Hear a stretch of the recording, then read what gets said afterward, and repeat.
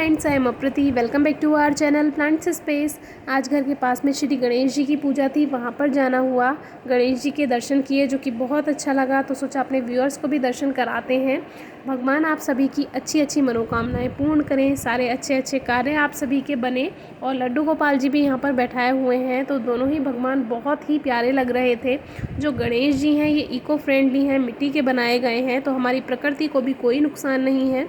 तो गणेश जी की पूजा के बाद अब अपने टॉपिक पर आते हैं, जो कि आज हमारा टॉपिक होगा अपराजिता का पौधा, जो कि एक बहुत छोटे पॉट में लगा हुआ है, फ्लावर्स दे रहा है। लगातार इस पे फ्लावर्स आते जा रहे हैं और बिना किसी खास देखभाल के। इसमें फर्टिलाइज़र भी नहीं दिया जाता है। ये 5 इंचेस का एक प्लास्टिक पॉट है। हम प्लास्टिक पॉट लेते नहीं हैं, ये नर्सरी में जो प्लांट्स लाते हैं उन्हीं के साथ आ गया था, तो इसी में ही ये पौधा हमने ग्रो किया था। तो बहुत छोटा पौधा है, आप देख सकते हैं, और इस पर भी फलियां बननी शुरू हो गई हैं। प्लांट पर ज़्यादा फ्लावरिंग चाहते हैं तो हमने आपसे कहा है कि पुराने सूखे फूलों को आप हटाते रहें, तो आपको प्लांट पे अच्छी फ्लावरिंग मिलेगी। तो ये सफ़ेद अपराजिता है, एक हमारे पास नीली अपराजिता भी है। तो 2 कलर्स हैं हमारे पास, दोनों ही सिंगल पेटल्स में हैं।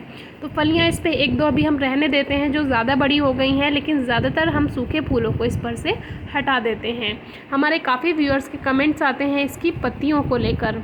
कहीं पर पत्तियां काली हो रही होती हैं, उन पे ब्लैक स्पॉट्स आ जाते हैं। कहीं पर पत्तियां सफ़ेद आ रही होती हैं, उन पे वाइट स्पॉट्स आ जाते हैं। तो ऐसा फंगल इन्फेक्शन की वजह से होता है। तो अगर ऐसा आपके प्लांट में हो रहा है, सबसे पहले आप वाटरिंग पर ध्यान दीजिए। पानी कैसा दे रहे हैं, बहुत ज़्यादा पानी तो नहीं दे रहे हैं, सॉइल में बहुत ज़्यादा नमी तो नहीं है, ओवर मॉइस्चर तो नहीं है, ये चेक कीजिए। हल्की हल्की गुड़ाई आप टाइम टू टाइम करते रहेंगे तो जो मिट्टी का मॉइस्चर है वो टाइम टू टाइम उड़ता रहता है, एवोपोरेट होता रहता है जो उसमें पानी होता है। तो आप ये चेक कीजिए। दूसरी बात, पत्तियां जितनी भी इन्फेक्टेड हैं उनको कट कर दीजिए बिना परेशान हुए। जो न्यू लीव्स हैं वो प्लांट पे दोबारा से आएंगी, आपका प्लांट ठीक हो जाएगा। अगर आपके प्लांट पे पेस्ट अटैक होता है तो जो मट्ठा होता है, अब काफ़ी व्यूअर्स पूछते हैं मट्ठा क्या होता है। जो लस्सी होती है, बटर मिल्क होता है, जो घर पर अगर आप घी बनाते हैं, देसी घी बनाते हैं, उसमें से जो मट्ठा बनता है, या आप मार्केट से भी जो लस्सी आती है वो ले सकते हैं। उसमें नमक या चीनी मिला हुआ नहीं होना चाहिए, वो प्योर होना चाहिए।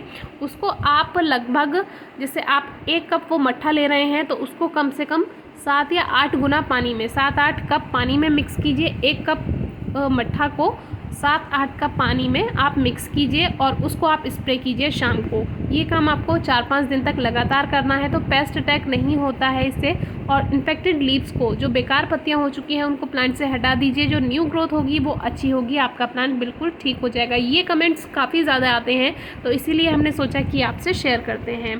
बाकी जो अपराजिता प्लांट है, इसमें ज़्यादा डिजीज़ नहीं होती हैं कुछ, इसमें सिर्फ और सिर्फ पत्तियाँ ही बेकार होने लगती हैं। अब तो सर्दियाँ आएंगी, अब तो वैसे भी इसकी सारी पत्तियाँ पीली होकर झड़ जाएंगी, तो उसमें परेशान नहीं होना है। प्लांट फरवरी-मार्च से फिर ग्रोथ करेगा, या आप सीड से भी इसको फरवरी-मार्च से ग्रो कर सकते हैं।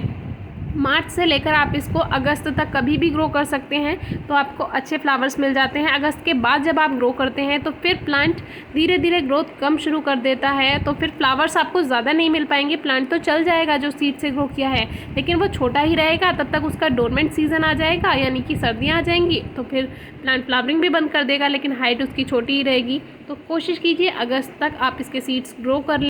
इसको ग्रो करने के लिए आप पॉट साइज़ भी पूछते हैं, तो आप इसको छोटे से छोटे, बड़े से बड़े पॉट में ग्रो कर सकते हैं। लेकिन अगर अच्छी फ्लावरिंग चाहिए तो आप कम से कम 12 इंचेस के पॉट में ग्रो कीजिए। वैसे आप इसको 8 इंचेस के या 10 इंचेस के पॉट में भी ग्रो कर सकते हैं, फ्लावर्स पा सकते हैं। जैसे कि हमें तो ये केवल 5 इंचेस के पॉट में ही दे रहा है फ्लावर्स, तो हमारे यहाँ ये प्लांट्स खुद भी ग्रो हो जाते हैं। इसीलिए हम इनको जिस पॉट में ये ग्रो हो जाते हैं उसी में ही ज़्यादातर लगा रहने देते हैं।